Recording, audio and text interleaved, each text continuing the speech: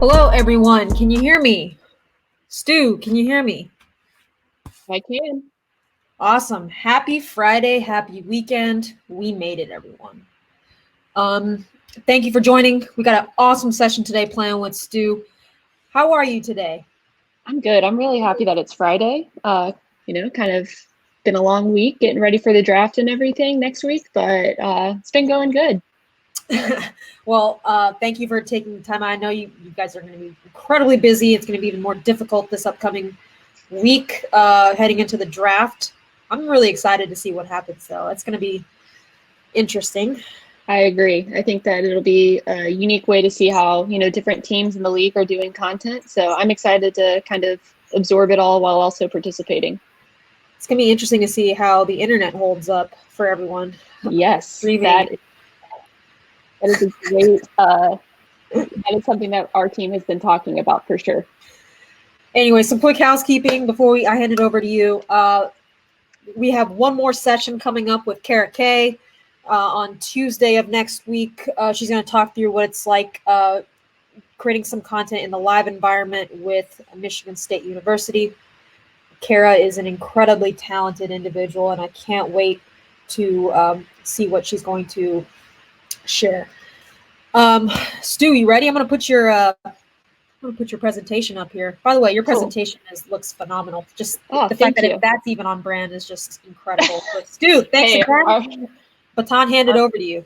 Go get it. Perfect. Perfect.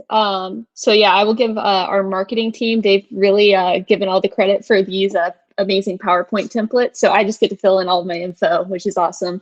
But they make them look nice and clean. But no, I'm really excited to kind of chat about, social, kind of our photography, and then also our game day experience and how, we have really kind of tried to perfect our workflow. And I think we've been very fortunate to continue to evolve the our workflow. And I think that that's kind of a big thing too. Continuing to see how we can innovate and get better. But yeah, so I kind of put together a quick little presentation just about myself quickly, and then kind of evolving into our photo discussion, into our workflow, and then a little bit kind of talking on drafts. So 3 quick facts about me. I graduated from Auburn in 2015.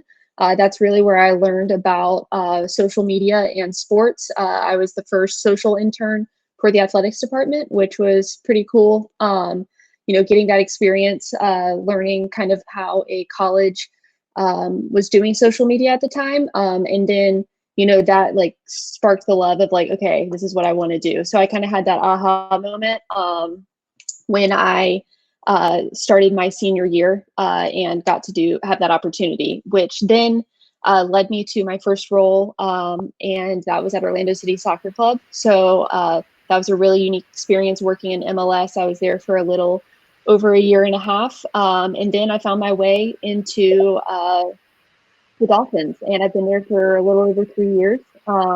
What we do besides the Dolphins account, we also run the Hard Rock Stadium account as well as the Miami Open social accounts as well. And then we have a few smaller accounts, our cheer account, our Dolphins Cancer Challenge account. So, we do other stuff besides Dolphins, which I really enjoy because it allows us an area to test out other types of content, and also do a lot of cross promotion, which is pretty, it's a cool experience. We were very fortunate in working Super Bowl, covering that from a stadium perspective, which is totally different than any type of game. It's, when you're covering for a stadium, it's a little bit different. But again, it's been a really unique experience being with the Dolphins, and just continuing to learn. Before you jump ahead, Stu, I know you Yeah. were with my friend Ed Cahill down at Orlando Yes. City. What's the biggest thing that you learned moving from the MLS to the NFL? Yeah, so I think one thing that I learned in MLS, one, there's a lot more games. That was, a totally different. I had never really worked that many games before in one season. I think another difference is that, the NFL has been around a lot longer when it comes to, your fan bases. And that was something, in soccer, we were doing a lot of education, which I thought was a unique experience. But I think teaching fans about MLS, I think that was something that we were able to really work on through Orlando City. But then with the NFL, you have your diehard fans already, so that really really helped. You just jump into the NFL, if that makes sense. Awesome.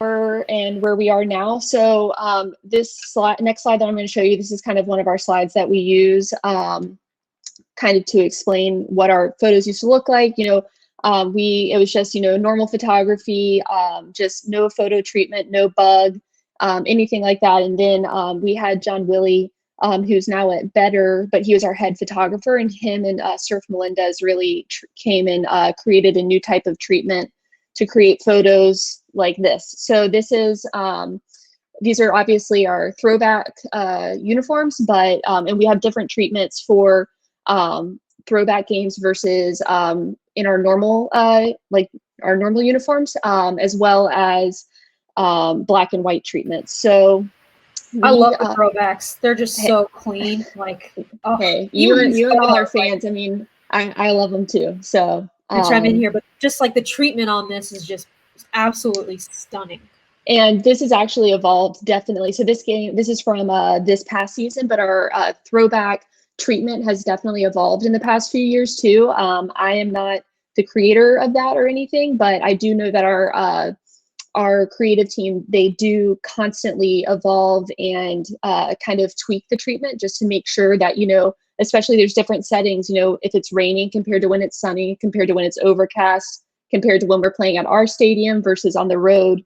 So, I think it's really important in social, just in general, and then with the photography, is that evolution of just making sure that we're, constantly looking to see how we can improve and get better. So, I think that our photography style has changed into, we're not just shooting photos just to shoot a photo. We're really trying to pick through the best photos, which I think, is super important. So these are two of my favorite images that we've had. I mean, there's hundreds I could, continue to just show, but these two I think are just kind of that comparison from the last photo compared to this past season. I think, really shows the evolution that we've had.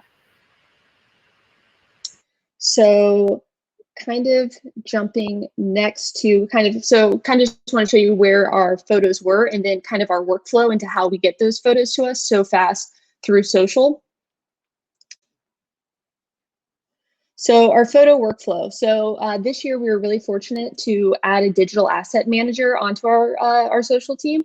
And he's kind of a hybrid between our creative team as well as our IT team. So he came in and got us all squared away with our photography when it comes to our workflow. So it used to be where our photographers would take a picture, they would lock the images, give the card to a photo runner, and then the photo runner would then take it to a designer who would ingest it, edit it, and then it would be uploaded into Dropbox. So we did see, a decent amount of success with that, but then, we wanted to, so Hero, who is our digital asset manager, he came in and really changed it into just a much more efficient process, which allows us to be smarter in our decision making. So Hero travels for our away games. He is always sitting in the press box next to the social team, which really allows us to be in constant communication with him. So he now, so we can make decisions together of which photo is the priority for us to edit. So what he's done is he's outfitted our two main photographers home and away with hotspots. And their cameras are now connected to hotspots, which then transmit photos immediately from the field to his laptop.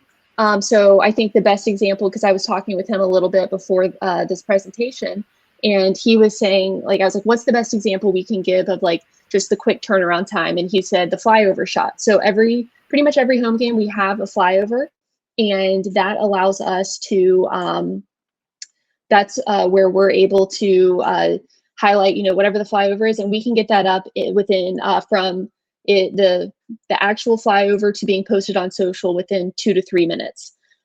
So we're really able to be more selective. We're not having 200 images from each game in our Dropbox file anymore. It's really 75 images that we know that we really can use in game, and then our photographers will edit after the game, and then we'll have a bigger bulk for that. But within the game, we just want to make sure we're super selective when it comes to the photos that we're using on social. Some questions coming in here, Stu. You ready for these? Yeah, let's do it. So here's the first one. How do you remain consistent with the photo treatments? Are they all applied by one person? So that's a great question. So for the photo treatments, they're all select presets.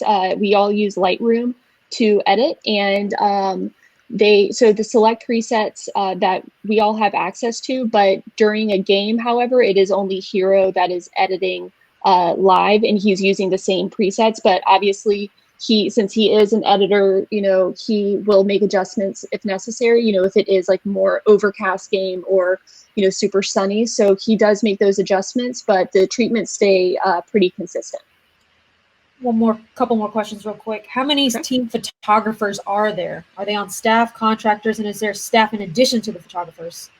Yeah, great question. So we have 2 full-time photographers that are in the office every single day. They do community events, photo shoots, game days, any sort of anytime that we need a photographer, those are our priority, like our main 2 guys. When we have a game day at home, we usually have around 6 freelance photographers that come in, and they are working on, whether it's different, pre-game events, halftime events, post-game sponsorship, stadium. So we do have a decent amount in game. And then, sorry, what was the last part of the question? It went off the screen. Sorry. And lastly, is photo part of a media group along with video, or is it a standalone group?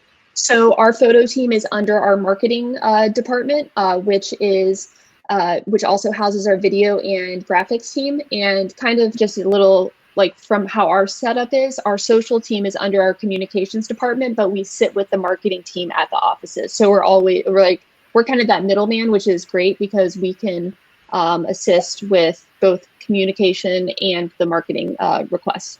Cool. And last question before we move on. Sounds like the photo and digital asset manager is part of social. I know you mentioned he's kind of part of IT as well.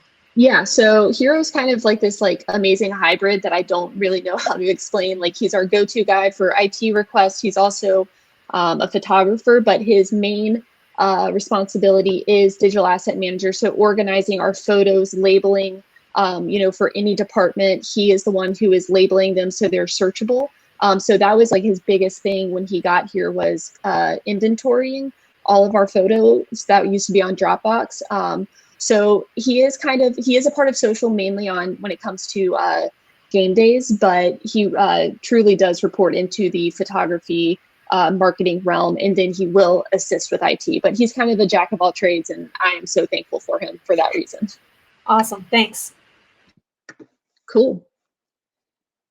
So kind of just, I guess I can go back real quick a little bit on our photo workflow. It's definitely been a trial and error thing, which has been awesome with us, learning about how to, Hero and I, for the first 2 preseason games, we really sat and figured out, okay, what if the, what can we do to get better? We would, I would say my pain points, he would say his pain points, he would say what the photographer's pain points were. So that was really important for us to, figure those out during preseason. And then also we had the away preseason games too, which allowed us to figure out the structure between an away setup compared to a home stadium setup, because we were, I believe, and don't quote me on this, but I think we, with our Wi-Fi at the stadium, since we were hosting the Super Bowl, our Wi-Fi was higher than it would be at some stadiums. So, that's where we had to have a backup plan with, if there wasn't great stadium Wi-Fi, we always have a laptop and a photo runner on standby on away games that would just take the card from our photographers and then ingest it into the laptop in the photo workroom, which would then transmit to Hero during who was up in the press box with me. So again, it's a learning process, and we had meetings pretty much after every game to see what went right, what went wrong, and then even after the season too. So I'm really excited to see what version 2 of this brings this year, because I think we can just continue to get better. So kind of wanted to talk a little bit about the draft. Oh, sorry, Neil, I saw that you have a question. Quick clarification on that slide. So we still do use Dropbox for some of our creative for our creative department, but not photography, if that makes sense. So any of our social requests, any of our creative design requests, that still lives in Dropbox. But Hero did begin the transition for us to go to Photo Shelter. It's very nice of you to answer, Neil. I usually just ignore him. Let's see. And then let's see, David, what other systems do we look at? Do I need to press a button? No. What other systems do you look at besides Photo Shelter? That is not a question that I can answer, because that was our creative team. But I do know that I believe majority of the league teams use Photo Shelter, but don't quote me on that. But I do know that it was something that we were had been kind of looking at for a little bit. So kind of going on to the draft.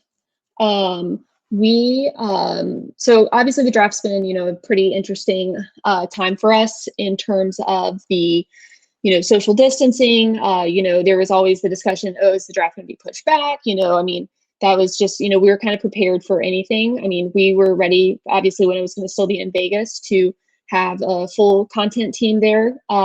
So for us, it's kind of been a little bit of a step back for us. We want to make sure that we're coming across as being engaging with our fans, yet appropriate at the same time with obviously the circumstances. So we've come up with a virtual draft party, and it's going to be held in our Facebook group exclusively, which has been a pretty cool experience. We launched our Facebook group 2 Septembers ago, and that allowed us to kind of start testing Facebook groups. And now the group has over 31,000 members, which has been a pretty unique experience. Just to, we've seen some really cool stories come out of it. We have a huge fan group in Mexico that always posts there. We've seen connections where someone says, hey, I live in Maine and I'm looking for, a Dolphins bar. And then someone else chimes in immediately like, oh, I'm from like this area of Maine too. We meet, Sundays at 11 a.m. at this bar. And like just seeing those connections made, it really is a true fan experience. Like we really just kind of go in there to monitor comments, approve posts, members, but we really try to let it be a full-blown user like fan experience, and then we just kind of chime in to mine stories. So we're having our pre-draft show within the Facebook group, and then also releasing exclusive content throughout the draft that it lives in that Facebook group. So the party that we were planning on having at the stadium can kind of still be there, but it is fully virtual. So we're really excited about that. I think that it's going to be a pretty unique experience to just, one, see how the draft goes while it is completely virtual, but then also, seeing what our fans are doing from home, obviously wanting them to be practicing social distancing, but then also, engaging in the virtual space. So, we've been really working closely with Facebook on this, which has been really cool to see them support us with it. But I think that it's definitely something that, I don't think, one, I really hope that we have a full-blown draft next year, but, how can we learn from this virtual draft experience? Do we next year have another exclusive, opportunity within the virtual draft that we're, the second screen to the regular draft? So that's something for us. We really want to be that second screen. So, you're obviously going to have the draft on your TV. We want to just kind of be that second screen experience for you to have Dolphin specific content when it does come to the draft. So Honestly, that's pretty much all I have, when it comes to the stuff I had presented. I'm more than happy to take questions, any other things I can answer about social, of course, I'm more than happy to do that. Go. Question here. How did you and your team decide on what look to give your photos? So that would definitely be from our creative team, Surf, Melendez, and then John, when he was here. They really, wanted to make sure that the look, I think it's something that, you want to be striking. You want to make sure that we're getting the colors to pop.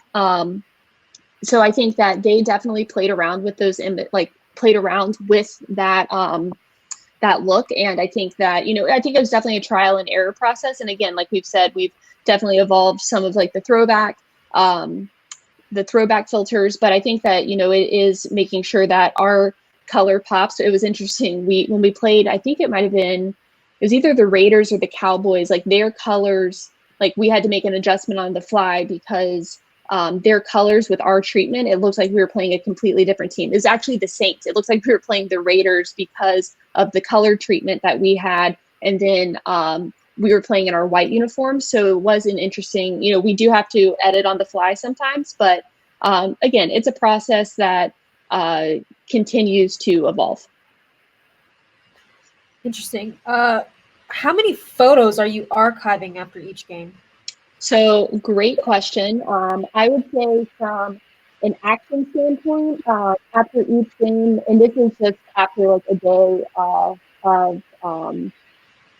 getting our photographers time to edit, it's probably around 200 to 300 when it comes to photos that we want to have in our library to share socially. But then there's so many other requests, whether it's sponsorship, a youth programs initiative, that's thousands of photos. And our photography team can probably speak a little bit better on that. But when it comes to the photos that we're pulling from, specifically socially, to post, we always want to use, we have around 300 per game, I would say. What kind of gear are the two staff photographers using? And is it team owned or photographer owned? So they are using Nikon, and then they also use Leica cameras. And then I know have been using a few Sonys, but I think that, they're constantly experimenting as well. And all of that gear is team owned. This is one that I have. One of the reasons why I really like the Dolphins, especially y'all's Instagram account, is you guys do a great job in real time of watermarking, putting logos, putting sponsor integration. I'm curious what that workflow looks like in real time, and how are you able to get it turned around so freaking quickly? So the watermarking is through Lightroom. So it's an automatic setting that we have. The watermarks are all set previously.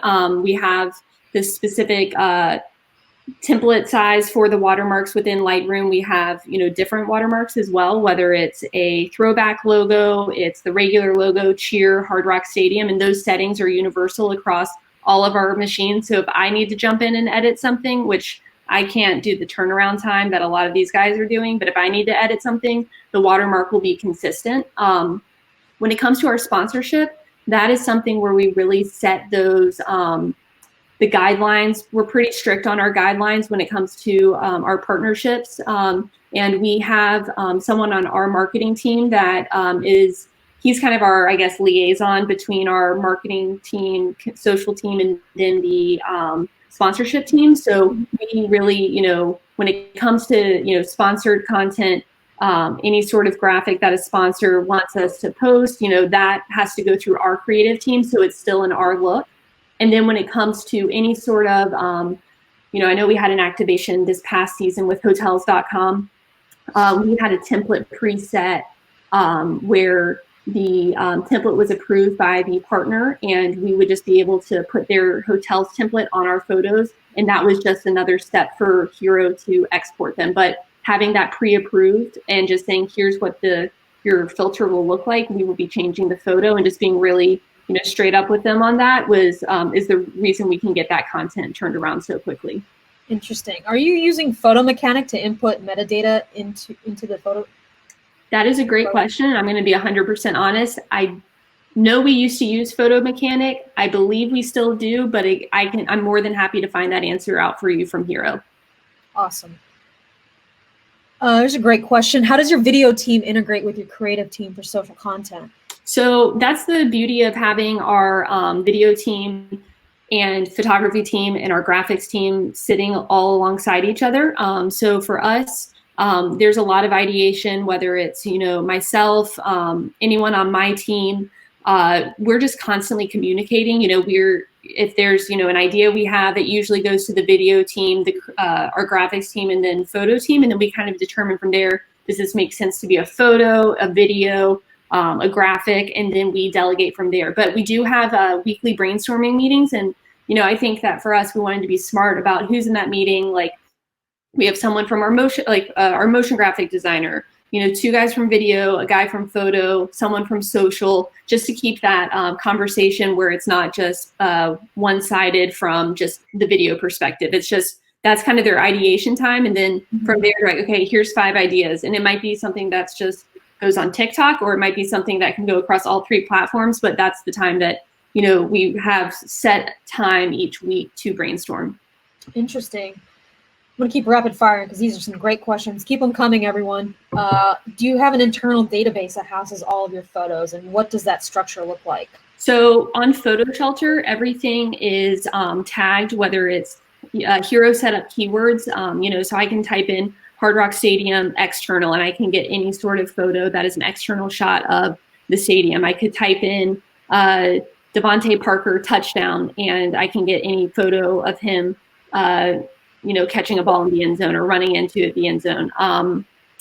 So he's been really specific about the keywords. And again, I feel like I've said this a few times, but, just that constant evolution, I think of just making sure that we're improving and getting better. Like halfway through the season, we sat down, he's like, is there any other keywords that you wish that I had typed in? And I said, yeah, like a celebration would be great, because Christian Wilkins, who is is on our defense, he celebrates a lot, and there's some really great photos of that, but we just wanted to find those images. And so, anytime we can type in celebrate, we'll get any guys, cheering, even if it's not after a touchdown or something, it's after a big play on the sideline, that just has helped us. So we do use Photo Shelter. We have them, since we also run Hard Rock Stadium and Miami Open, we have them divided by property. And then within there is, it's divided, football, community, just events. And then from there, it's even divided out even more. Awesome. From a social, this is not in there, this is from me. From a social posting perspective, I know this presentation is about photography, but how much do you consider posting videos versus photos on game day? And how do you account for the different social platforms and the best performing content? Yeah, so this is actually a great question, because we kind of took a hard look in the mirror the past, few months, halfway through the season. I would say, we're just trying to be more selective and smarter about, where we're posting and why. We've seen, it is interesting. We've seen, a ton of success with, our cell phone footage that we capture, but then we also see, great success with like our highly produced pieces that our video team puts together. When it comes to a game day, I think that Twitter is primarily where we're focusing on. We definitely cut back on Instagram posting within the game time, just because we were seeing much lower engagement and likes. So we were being more selective. And then obviously we can then post a couple of highlights too from the broadcast. So we try to mix and match. And then we also try to make sure that, when we are deciding, like we have a picture of this instance, but we also have a video, like, maybe not posting both of those out and deciding, okay, we think this one's going to perform better on social. And that's on my team to really, work through that together, where we're constantly communicating and just, keeping ourselves in check and being like, all right, like, do we really think this is going to perform better than this? And like, we kind of, talk about it a little bit and then go from there. Awesome. What is your baseline tool that helps you track all of this? So in terms of stats, or in terms of how much we are posting just in general? Both. So we use, for our content calendar, we use Airtable, and that is a super customizable option for anyone. I mean, I kind of just created our entire I created our entire content calendar from scratch in there, but it's fully customizable, which we really like that I could add like TikTok in there as our platform. We can go in and add different filters and keywords, and it's very searchable. So when our partnerships team is like, hey, we're missing a post and we can't find it, I'll search and I'll be like, oh, it was posted on, I don't know, November 18th at 10 a.m. and I have the copy here. So that kind of keeps us in check on there. And then we also use Conviva for numbers. Interesting. How far back do your archived photos go, and do you have them all digitized yet? So this was actually another project that Hero worked on. So we do have some select photos from the 60s, 70s, but then it was mainly cataloging them and archive. We have a decent amount, I would say, from the 80s and 90s. We have and some in the 70s. We do have a decent amount, and we've had more access to them than ever, mainly because they've been organized and have the data on them for us to search them. Awesome. A lot of PR departments are hiring college interns. Do you guys do the same? So the Dolphins have a college internship program. So that's how our internship program works. It's throughout the summer for us. And I believe that applications for that are normally in January and February. And then the internship is, I believe, an 8 or 9 week program. Interesting. Okay. How do you work with getting content out as a team on off hours? So great question. I wouldn't really say, unfortunately, we have off hours, but I totally get this question because I think that it is important to find some sort of balance with your team. So what I really try to do for my team when we're out of season, Saturdays and Sundays can be pretty scheduled out. So I really try for us to knock out those knock out those pieces of content on Friday, so we can try to have Saturday and Sunday to be a little bit more relaxed. Obviously there are times where, we might sign a player, we might cut a player. I think that I am someone who does not like to schedule too far in advance. I think that scheduling for a Sunday on a Friday is as far as I'll go, because one, you can sometimes forget about the tweets that you post or the tweets or posts that you schedule. And, in case something happens, you just want to make sure that, that tweet or that post doesn't go out accidentally. But I think that, having that communication with your team, will take time to, when I'm traveling on the road, I'll have someone else making sure that when we're on the flight that those posts are taken care of. So I think that it's definitely where you have to over communicate and you kind of have to set an assigned schedule for your team. Awesome. Does the marketing department, I know there's the social team's under communications, but does the marketing team manage the budget for the photography team? Yes, they do. Simple answer. Here's another one. Can you talk about the anticipated workflow for the draft this year, getting content together for picks? And also, I'm assuming everyone on your team is working remote.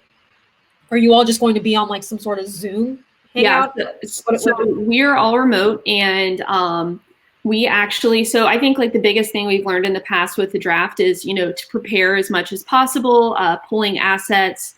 I think that, so we also do mock drafts, where I kind of pretend to be the commissioner and we time each other, keeping each other accountable. I think, with our creative team, everyone has a different role and they know exactly what they need to accomplish, instead of giving just one person, okay, you're going to create all the graphics. We have it divided up pretty well, which allows us to turn it around very quickly, whatever the content is. And I think, we're also prepared if there is, a trade, anything like that, we react very quickly to that. So we will be using Microsoft Teams chat to be communicating with each other when it comes to the draft. And that's, we just keep that as, a small group so we can make sure that we're just knocking out what we need to do when it comes to the draft. And I think that the practicing part, as funny as it sounds, pretending to pull a fast one and say, hey, we, did this trade or whatever, it keeps our team on our toes to make sure that, when we get the graphics out, that they are correct and that they're timely as well. Interesting. I Are you going to be able to capture like the phone calls to the draft picks? You're not going to be able to. To my knowledge right now, like I just don't think that's possible. I think that we're really going to lean on hopefully, since the players will be at their homes, trying to get content from their families if they're recording them getting the call, things like that. I think that's going to probably be our best bet. A lot of user generated content. And I think that could, make that authentic, that it's just a really authentic feeling to watch that type of video. So, I think that it really will be a little bit and I'm a planner, so this is a little bit tough for me. I like just being a little bit more, kind of going on the fly. And, everyone's dealing with it. So, and it's just, kind of one of those experiences that we're all going through together, I guess. So the NFL is not going to be providing teams with a stream of, because 50 draft picks are going to be tied into the control room of ESPN NFL Network. So you're not going to have access to that feed to capture that end? So I know we'll have our normal Twitter media studio access to watching ESPN. So we do have someone ready to cut clips from that. But to my knowledge, that is what we have right now. Interesting. What about the actual coaching staff? No cameras are going to be in their room, obviously, to avoid any kind of contamination. Yeah, I'm honestly not 100% sure. I do know that for that, I do know that everyone will be virtual when it comes to the coaching staff. I know that there was talk, a few weeks ago that maybe it's, a small gathering of people, but now I do know that it's just completely virtual. Cool. 3 questions that are a bit more personal. But before we get to those, I just want to quickly rapid fire you on a few things. First, okay. What is your favorite social platform right now? Twitter. Why? I'm a news junkie, and I think that that's just constant updating. I think that for me, I can just continue to scroll and read it and learn things off of it. I think it's funny. My boss we had this conversation in our direct reports call where we were saying, what apps would you, if you could only keep 3, and one of mine would be Twitter for that reason. Interesting. What is the one tool that makes your job the easiest? Airtable. Interesting. See, I like Airtable as well. We use it at Influencer, but there's a lot of pushback that it's basically a spreadsheet. Which I totally get. I think it's because I took 3 templates that I found in their library and I kind of combined them together to make my own, which allowed me to have a pretty in-depth content calendar. And especially because, so we used to use Google Sheets, and then with managing the Hard Rock accounts and the Miami Open accounts, just being able to keep everything in one spot and searchable was so much easier for us. Interesting. What is the one account that inspires you the most in your job? Ooh. That would be tough. I think that, that's really a challenging question. I think, there's different different accounts that I like for different reasons. As someone who is a news junkie and a sports junkie, I think that one, I really do enjoy Bleacher Report's content. One, because I think that they really made us start thinking about being platform specific. So that's someone that we definitely look at when it comes to, how can we evolve our content, whether it's, short form here, long form there, graphic there. I guess I can't say I'm biased about this, but I do love Auburn's athletics channels and what they've done in the past few years. I think is really impressive. And then when it comes to someone that I've it's actually another bias, but Jason Matheson, who does Skull Sparks, he was my boss at Auburn, and so he just seeing the stuff that he shares constantly on his account. I think that that's a great way to see what other teams are doing. And I think that it's really important, you can get inspiration from any account, whether it's college, whether it's pro, whether it's a news outlet, and how can you apply it to your account? Interesting. Bleacher Report when I was at ESPN, Bleacher Report was always so inspiring to follow because they would put in so much time and effort into one piece of content. But now you look at the industry, everyone's going for the quick, easy engagement where it's just whatever UGC you can pull. Yeah, for sure. And aren't you getting tired of it? With what, the user generated content? Well, it's just everyone's sharing the exact same content all the time, or they're just I know right now we're in the COVID, no sports era, but Yeah. I'm tired of seeing the exact same piece of content across Bleacher Report, House of Highlights, ESPN, everywhere, at Barstool, like everywhere else. It's I want some originality, and that's what Yeah, Bleacher no, Report for is. sure. And I think what my team does, and like, I think it's like, if we see a piece of content, like I think the Bulls put out the 9 different illustrations of Michael Jordan last night on Twitter, and I was like, okay, like how could we do this? But like do it differently. We try to like see what trends are going on, but like 1, does it fit with our brand? 2, does it make sense for us to do?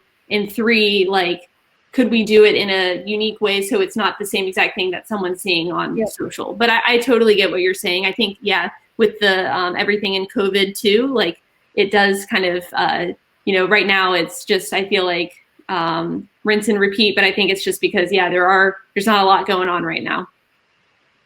Awesome. Real quick, what were the 3 templates in Airtable that you use? I need to find them specifically, but I'm more than happy to send them your way. Yeah, okay, awesome. Did you know you always wanted to get into the sports industry? So my major at Auburn was communication, and there was no social classes. I knew I love sports. I was not the biggest, like school and I were like, I really like learning, but like when it came to like tests, like did not succeed. Like I was like not a great student for that reason. And like, I was just like, I want to get done with college. And so I knew I wanted to do something in sports. I had no idea what it was. And when I actually sent Jason a request for an informational interview. And I think, then when I walked into his office the end of my junior year, I was like, okay, this is exactly what I want to do. It's kind of that aha moment. And then in August, when he's like, hey, we're going to create an internship for this position. Do you want it? I was like, absolutely. And then that like football season really confirmed it for me, honestly. That's awesome. Yeah. What's your least favorite part of your job? Oh, Tim. Let's see. I think that for me, and I think it's a personal thing for me. It's really hard for me to turn off work, especially working from home right now. It's mainly, that feeling of like, oh, I need to be, working from like now that I'm just sitting in front of my computer and I don't have anything else to do, I could work until, like 9 o'clock at night. So I think for me, that is something that I have to learn to be able to turn off my work. And I think for me, I'm fortunate to have like a work phone, and like I can put that away and then just be on my personal phone. But I think for me, it's, learning to turn off, work, especially because I do enjoy being on social, but it can definitely, keep you up at night if you just continue to think about work. Well, good luck with that right now, right? This is a great one. If you have a background in photography and graphic design, creative services, what do you recommend as the best way to push yourself into the pro world?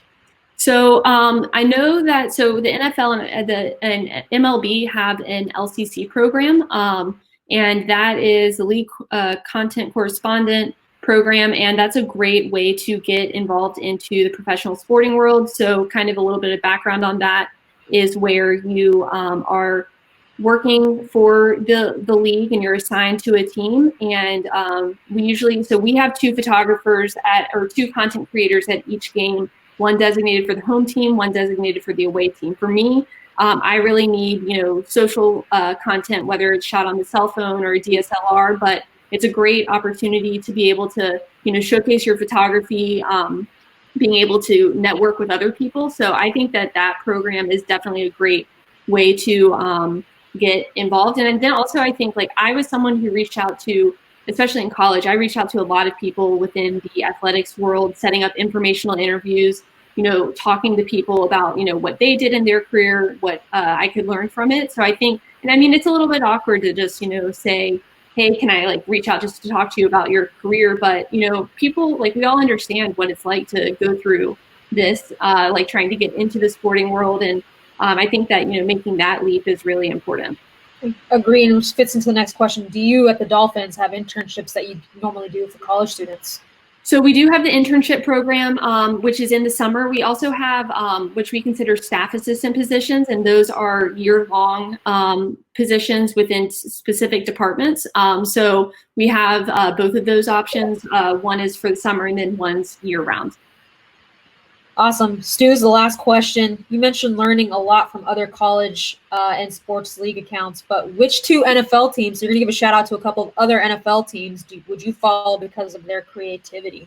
I think that the Vikings do a really cool job with their doodles on Snapchat, and then also their illustrations. I think that illustrations, like, that's something I've really wanted to do more and more. And then also, I think that just the league as a whole, and then like with their alternative accounts, the throwback account, the check down account. I mean, again, it kind of goes back to, those illustrations that they do when big signings happen. I think that, using different mediums, and I think that for us, like, kind of going back to our Instagram account, obviously we have our really like beautiful imagery, our watermark content. But I think for us, seeing all of what other different accounts like the Vikings were doing, like the NFL as a whole has been doing, what the Panthers have been doing, using different types of photography, graphics, videos, keeping that content really fresh on especially the Instagram feed, I think, definitely catches eyes. Yeah, Vikings, Dolphins, Panthers, those are three teams, I know you're on this, but those are the three teams that have been pushing the boundaries on the NFL side. Even, Scott Kegley, who runs the digital team at the Vikings, he was doing this back with the 49ers before he popped over there. I know that this is like an incredibly difficult job for you, and how quickly you are able to turn content around, not only the speed in which you do it, but the quality in which you do it is very, very effective. And, props to you, Stu, for the work that you do, the Dolphins and everyone. And, thank you so much for your time today. Oh yeah, absolutely. More than happy to. I think one more thing that I would just say about, the turnaround time of content, and I think that a lot of social media, managers see this, there's thousands of videos that are not on my phone that will never see daylight because, it just didn't make sense to post, we got a better photo. I think, being really smart and selective about, posting in the moment, not posting just to post. And I think, then when you have that really cool moment that's turned around super quickly, like, fans see that and they're like, oh, like when we get our locker room speeches, that is something that's, there's about 10 videos in there that, I was like, no, this isn't going to work. And then we go with just one. And I think that one video, posting that one video instead of 10 videos from that, environment just makes that video more impactful. Yeah, in some of the previous sessions, we kind of discussed that 90 to 95% of the content that you're prepping, you're capturing, or you're creating doesn't end up actually getting published. It's kind of like the NFL playbook where you prep, thousands of plays, but you only end up using 100 to 150 of them. So the over preparedness, clearly, the Dolphins, you guys do a great job, but everyone in the pro sports world, they all do great work. And again, thank you so much. Hope everyone has a wonderful weekend. Stay safe out there. Stu, best of luck next week on the NFL draft. It's going to be crazy. Thanks so much. This was awesome. Thanks for having me. And the questions were great. And I'm more than happy I can drop my name into for anyone who has questions, I'll drop my Twitter account if anyone has any other questions on anything else. Awesome. And we'll see everyone Tuesday. Kara K is going to be running a session. I see you, Kara, on there. Thanks, everyone. Bye. Bye, Stu.